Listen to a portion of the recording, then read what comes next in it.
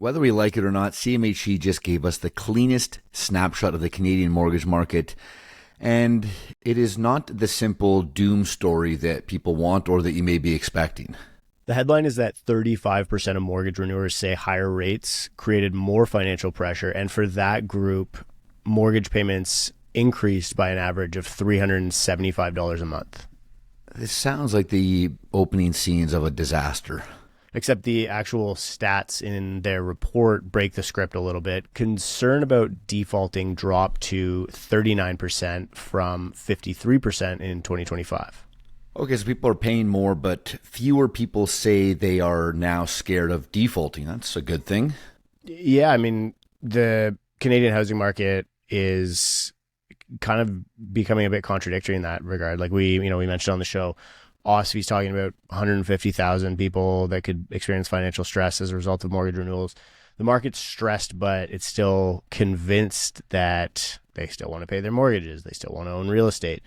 People are pinched, but they're still adapting to the market. People are angry about housing affordability, but still convinced that homeownership is the best long-term wealth machine. Yeah, I mean, we've heard it for so long, right? So, I mean, look, this episode is about the machinery and what really makes that contradiction work. We're going to be talking renewals, cosigners, family gifts, those gifted down payments that we've been talking about for years, FHSA money, refinancing, AI mortgage research, and the fact that the average first-time buyer in the survey rented for 7.5 years before buying. That is a lot longer than it used to be, if I'm not mistaken, Dan. No, I think you're right. I think it used to be like closer to 5 years. Interesting distribution on that, though, but we'll get to it when we get to that data point. But the simple version of the report here from CMHC is that Canadian housing is not being held together by affordability. It is being held together by equity, so people taking equity out of their existing assets, by family support, by refinancing, by people cutting expenses. And why would they do that? Because they believe in the market and they want to make deals happen, which surprised me, to be honest. I thought we're kind of at like peak like despair and people being like emo about the market. But you would.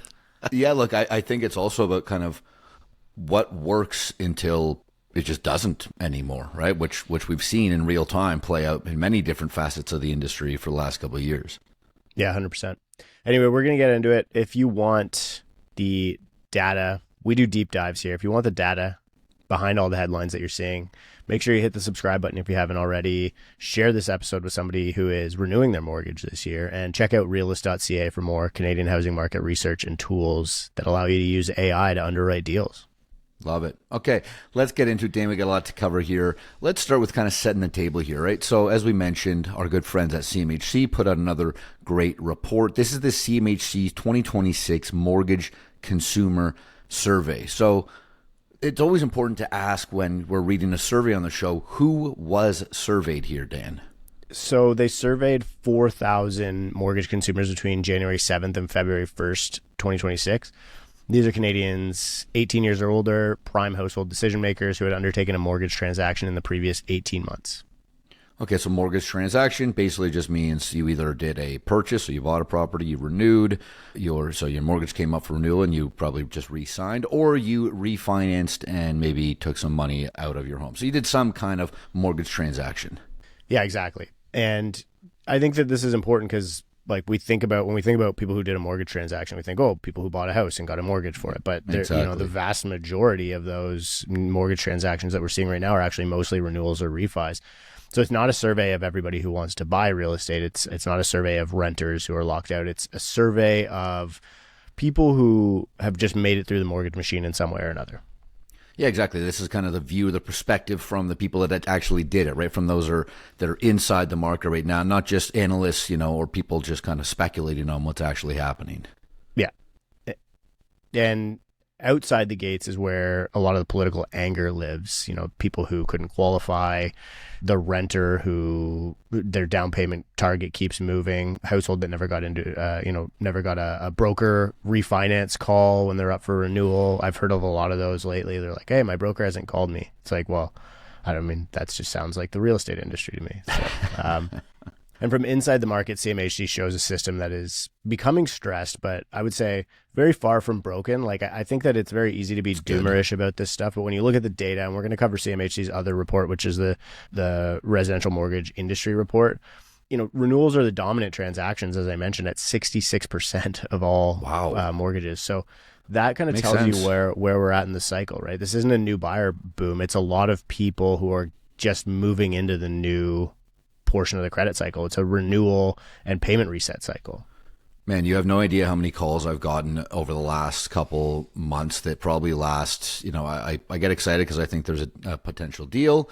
It's someone that I've either done a mortgage for or that is maybe a show listener or whatever. And by the way, if you're listening to the show and want to work with Dan and I, we both love working with people that listen to the show. But I've had so many people call me and be like, hey, look, my mortgage is coming up for renewal.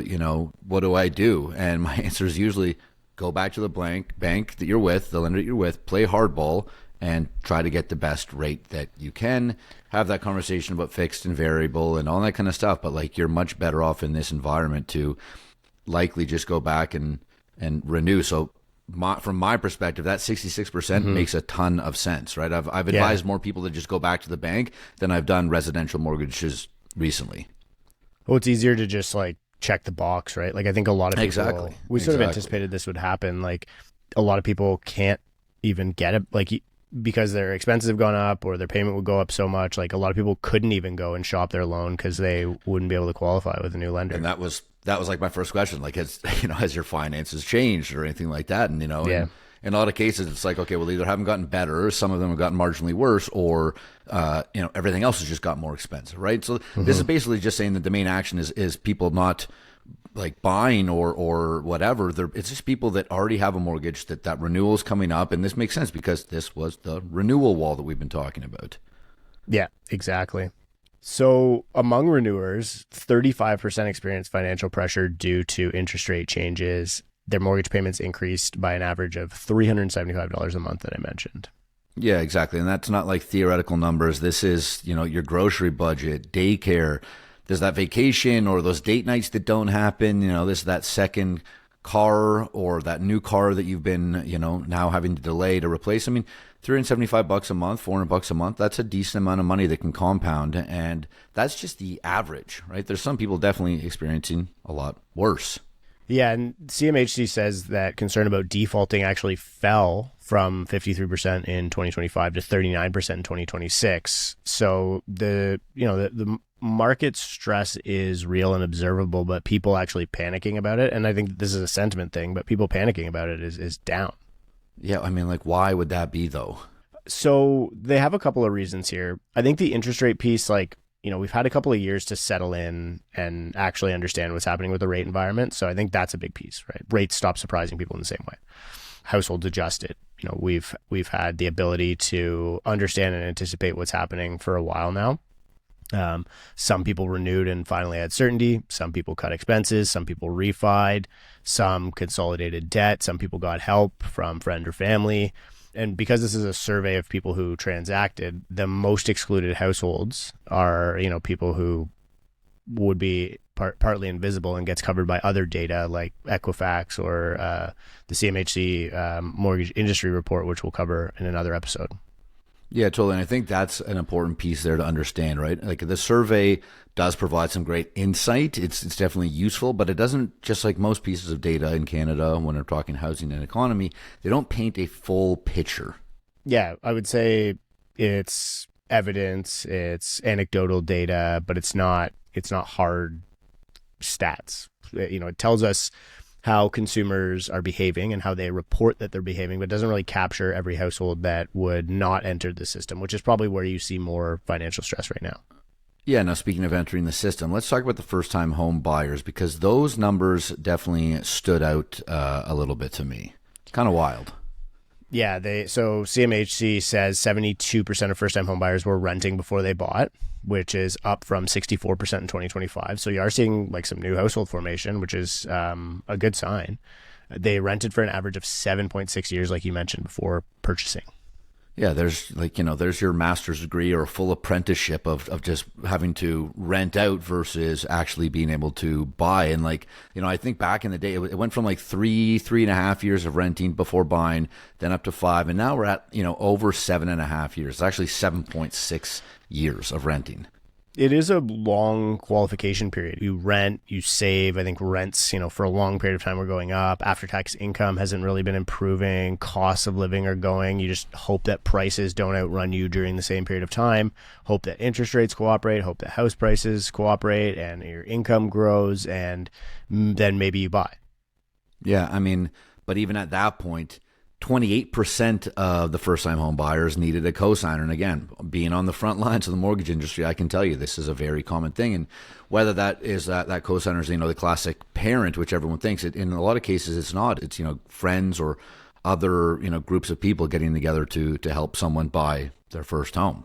Yeah, and that changes, the aside from a spouse or partner, 28% needed a cosigner, and of those, 54% used their parents. So you're getting parental exposure, borrowing against the inheritance, parents being exposed to these deals. Right? Yeah. First-time homebuyers have very little equity usually if they're using a CMHC insured mortgage. If you're using 95% loan to value, you've closed that deal with negative equity. I'm going to get a stamp made for any cosigner. It's going to be like parental advisory. Anyone that gets remember how they used to have that on the CDs? Yeah. Parental advisory. Yeah, boom. We got to start putting that on mortgages. This changes the story, right? It's about affordability between a buyer, one income, one mortgage. That's a lot harder to do. The market is increasingly underwritten by essentially a bit of a family tree at this point, right? Like how many people are supporting the sale or the purchase of this house? Yeah, and it also means that affordability is becoming less visible. So you don't typically see the cosigner at an open house. You do not see the $30,000 gift. I think they will go through the averages, but Vancouver or BC is twice Ontario for gifting right now. You don't see that stuff in an offer presentation, or you just see another buyer who somehow made the math work. And the family tree, like you mentioned, is becoming part of the underwriting file, which is that's a credit exposure. This is worth paying attention to. If things go bad, which they have been over the last couple of years, and kids are missing the mortgage payments, mom and dad's credit file is now affected, or a kid loses equity, mom and dad's cash is now affected. Now, again, we're not going to get too dooms on here, but I feel like that would be a good use of the word systemic risk. The down payment kind of shows the same thing, which is crazy. Yes. So CMHC says homebuyers took an average of 4.4 years on average to save for a down payment. I have charts for all of this for those of you who watch us on YouTube as well. We'd encourage you to check it out if you want some more visuals. You want to look at me and Nick's ugly faces on the internet. First time buyers, it took 4.7 years, and 23% of homebuyers received a gift towards the down payment. For first time buyers, it was 27%. So you're even getting people who aren't first-time buyers that are, getting money. Oh, we can call it mummy too. Money. Money. The median gift was $30,000, and 1 in 4 recipients said they could not have bought a home, meeting their needs without a gift. Yeah, look, we've been talking about this for years, Dan. The bank of mom and dad isn't just this, cute little phrase anymore. It's basically, put it right beside RBC and TD and Scotiabank, right? It's becoming kind of one of the major financial institutions of the country that's funding mortgages.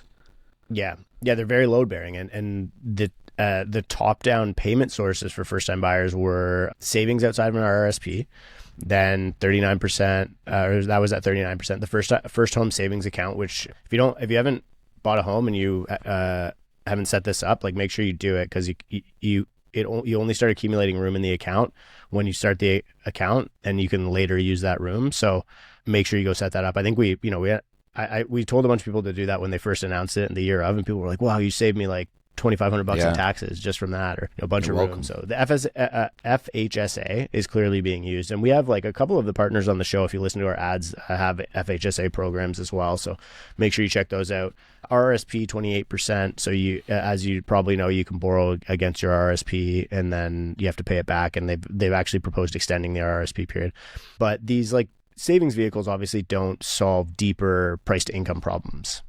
Yeah, I mean they help for sure, which is great, and I love to see those numbers. Love to see the FHSA, which looks to be like popping off. But like these help the marginal buyer kind of put a ladder against the wall, which is now, it used to be the property ladder, now it's the property wall, but it doesn't actually lower the barrier to entry. It just it helps. It doesn't really fix the problem. Yeah, and then there's the belief layer, which CMHC says that 81% of respondents believe homeownership is a good long-term financial investment, which is crazy. I mean, I think it is for most people because most Canadians need a savings vehicle, but that's not an investment, right? That's a savings vehicle. Like it's just another FHSA or RRSP that you're forced to put money into. Yeah, and if you're wondering what we're talking about here, we've done several episodes on is your primary residence an investment. So go check those out if you're like, what is Dan talking about? Yeah. 68% think that their home value will increase over the next 12 months. So there's your consumer sentiment, which is crazy. 68% of people think that home prices are going to go up in the next 12 months. Let's go sentiment. Okay. Yeah. 72% are comfortable with their current mortgage debt, and 74% are confident they got the best mortgage deal for their needs. Wow, there you go. Almost 75%. So 3/4 of the market think they got the best mortgage. I mean, some good brokers or some good bankers out there. I mean, but look, and this is even after inflation, rate shock, renewal pressure, years of unaffordability, and the basic Canadian housing religion is still intact, right? We have been through the ringer, and the belief in housing seems to be as strong as ever. This is why stress does not automatically create selling. Owners will cut spending before they sell. They will refinance before they capitulate. They'll fail on another loan, which we'll talk about in the CMHC mortgage industry report, before they fail on paying their mortgage. They'll ask their family for help before they default. And if people believe in the asset class, which clearly they do based on this report, this is why housing can look frozen instead of crashing. Yeah, I mean, you're totally right. Now, there's another interesting piece here that CMHC brings up, and it's, we've been talking about this more and more on the show, of course, and that's the kind of digital side of the equation here, right? And especially the digital side of the mortgage angle. So tell me a bit about that. So 77% of people conducted mortgage research online. Among people who do that, 88% compared interest rates on interest rate sites, 72% used mortgage calculators. CMHC asked about AI this year, and 16% of online researchers used AI for mortgage information, which is a big number out of the gate, I think. Yeah, I completely agree. And, 77% doing mortgage research online. I mean, I feel like those numbers are all growing too. And look, this is still early, but it's the beginning of the kind of mortgage advice stack, if you will, capital stack, mortgage advice stack. You're likely going to go and do some more of your own research now than ever before. And you're going to find a lot of good stuff online, like a podcast that has over 400 episodes with a lot of great episodes about mortgages. That was our podcast. People are using Google rate sites, lender sites, broker sites, calculators, Reddit, YouTube, Facebook, and now AI before they even talk to a professional. So the trust layer might actually be fragmenting a little bit as well. Yeah, I mean, I think it's probably a little bit of that trust layer fragmenting. There's a lot of bad deals and bad deal stories still kind of circulating in the market. But I also think people are just want to go into this with more knowledge, which is great. And, the YouTube, for instance, top social platform for mortgage info at like 25%. Facebook, which is crazy because I don't use Facebook at all anymore, but 20% there. Instagram at 16%. Reddit, which, can be really great or really weird. 13%. TikTok even at 13% as well. I mean, look, it's spread across all of that stuff. And I mean, I can't even imagine, we don't have this data here, but I can only imagine how much people are using, the likes of like Claude or ChatGPT or any of the other array of AI platforms out there to kind of go and even put mortgage schedules or theoretical situations together, right? The TikTok one is just like TikTok mortgage advice is just like lever up and buy 50 pre-con. Yeah, with whatever, with me right? Dancing in the background, doing a TikTok dance. Yeah, do variable with me.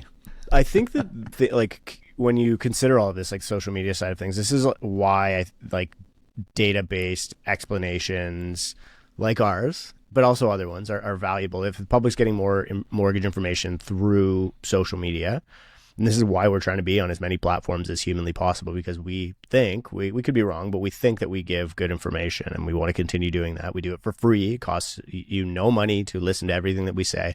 And the market's going to reward whoever can explain these complex concepts, explain risk without selling, the pre-con YOLO fantasy. Yeah, no, I completely agree. So look, last piece of the executive summary here, and then we're going to get into some other details of the report. And this one's interesting because this was super popular for a while. So I'm really happy that these types were included in here. And this is refinancing and renovations. Refinancers were 19% of all respondents, and 49% of refinancers broke their term early, which I think kind of makes sense, like given last year's rates were quite a bit higher than current. I think if I'm not mistaken, like you had been 5.5, and now you can get in like the 4s. I mean, I'm like in the 5s on a couple of properties, and I've been looking at my prepayment penalties to be like, should I like, when does the math make sense? And I know my break even date. I run a cost benefit on everything. This is what we teach people in Realist, which is free, by the way. You can now join our Realist Monday masterminds for free every single Monday. Go to school.com/realist, or there's a link on the Realist website as well. The top reasons why people were refinancing was funding renovations.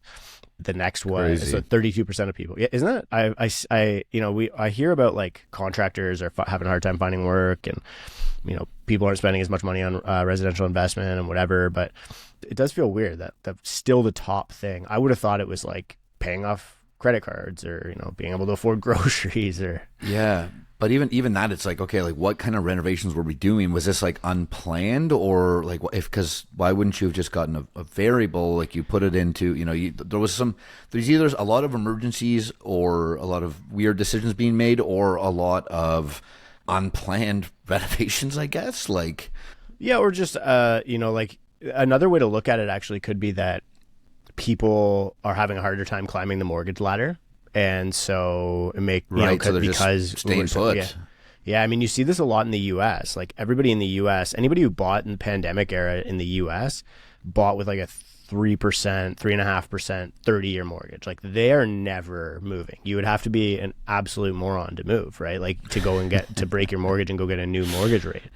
So they renovate. Right, they'll build a bigger house to keep, so they don't have to. And so I think you have a different reason for it in Canada, but it's probably a big part of it is I can't upsize, so I'm just going to change my house.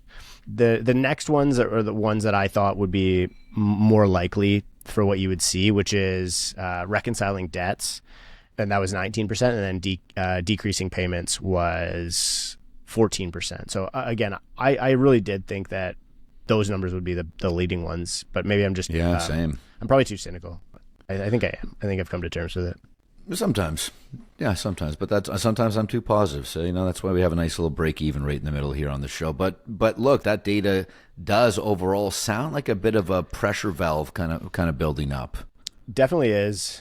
Not all refinance activity is distress, but debt reconciliation and payment reduction are obvious like stress signals. Housing equity becomes the release valve for the rest of the household balance sheet because it's the cheapest debt that most people can get their hands on. Maybe other than like those like fake 0% vehicle payments. Yeah, don't fall for those. And look, 63% of mortgage consumers actually plan to renovate in the next 5 years. So this trend is probably going to continue. 46% of them expect to spend at least $20,000. And the crazy thing is, basically, if you're going to do anything moderately substantial other than like, paint or put a new door in or something like random, like $20,000, you're doing a bathroom, kitchen, flooring, windows, roof. That $20,000 is pretty easy to spend in today's economy on your home. Yeah, you just buy one single Wolf stove. Yeah, call it a reno. But this data point that you mentioned would tell me that many households are doing what I had sort of hypothesized prior, which is they're choosing to stay and renovate over moving and paying transaction costs, which affects a lot of things. It could constrain supply. It affects mobility. It affects renovation demand. It affects HELOC usage. And it also could really affect our strategies as real estate investors. Yeah, so I mean, look, the bottom line, as it always is this is getting kind of complicated, right? It's not this clear falling off a cliff mortgage renewal story or the mortgage renewal wall that we've been hearing about. It's a story that has a lot more going on in the background. Yeah, and it's not a, it's sort of like it's the grind, right? We're still like, we're just everybody wants to talk about a crash. Every time I post something on YouTube, like, prices are going to crash. I'm like, dude, my brother, prices already crashed. Like they did. It happened. I don't know if you're looking at the same charts as me, but prices crashed like massively. Literally, we are on the biggest decline in house prices in Canadian history. And Crazy. And people are still calling for a crash. It's like they'll continue to grind down until something changes to improve the math, but that isn't the case right now. People outside of the ownership that can't afford it aren't going to jump to try and push in. They'll rent longer. They'll stretch their finances harder, and they may stay outside of the system. And you'll start to see people trickle back in, which is what you're starting to see now. And you do have pent up demand. It's a real thing, but pent up demand isn't like the slingshot that you just fire like a water balloon at the market when everyone's ready all of a sudden. The first-time buyers who are sitting on the sidelines, or the pent-up demand that's sitting on the sidelines, will eventually, one by one, kind of ease in as, it makes sense. I didn't, they just did a round of layoffs at my work, and I was spared, so I'm confident that I probably have a job for another year. Let's go buy a house, right? That's how the story kind of works. Yeah, totally. Okay, so what we're going to do now is we're going to go through the full report in a bit more detail, segment by segment, and just pull out the main facts there. So I want to start with the sample because I think that's a really important part. Now, we kind of mentioned what it was high level, but CMHC surveyed 4,000 mortgage consumers between January 7th to February 1st of this year. So this is recent data, everybody. And that's these are the prime decision makers, 18 years or older. They had done a mortgage transaction in the last 18 months. Which means they either purchased with a mortgage, they renewed, or they refinanced. So it's, again, we mentioned at the top of the episode, not every Canadian household. And this is sort of like the issue with data like this from surveys, right? Like you're limited in the scope of how much it can capture. And I think that the data is probably pretty useful, but the denominator, the number of people, actually matters. And it's a bit of a view from inside the machine, but the machine isn't exploding, right? As I mentioned, it's grinding down. So